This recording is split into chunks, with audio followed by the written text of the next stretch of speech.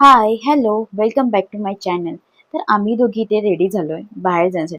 बाहेर म्हणजे आम्ही चाललोय आमच्या शेजाऱ्यांकडे, जे गेल्या वर्षी शिकरून दुसरीकडे शिफ्ट झाले होते.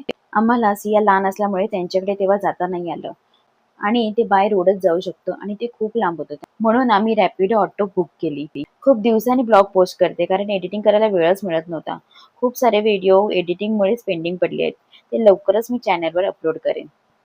सिया तर ऑटोमध्ये बसल्या बसल्या झोपून गेली होती आणि जसं रिक्षातून उठवलं तशा मॅडम जाग्या झाल्या आणि ऑटोमधून उतरल्यावर समोरच असता मस्त असा गार्डन एरिया होता आणि इथे आम्हाला झोपाळा दिसला आणि लहान मुलं झोपाळ्या बघितल्यावर बसणार नाहीत असं होऊ शकत नाही.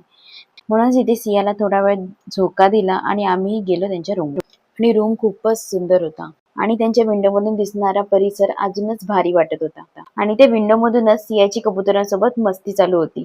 इथे सियूला खूपच छान वाटत होतं. ती ते एन्जॉय करत होती, खेळत होती, डान्स करत होती आणि मी विंडोतून बाहेरचा असा मस्त व्ह्यू एन्जॉय करत होती.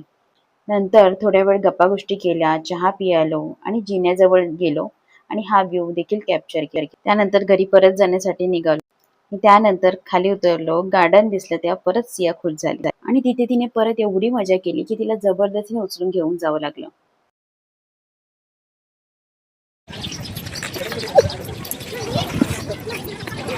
त्यानंतर आम्ही घरी गेलो. तर कसा वाटला आजचा ब्लॉग हे कमेंट करून नक्की सांगा.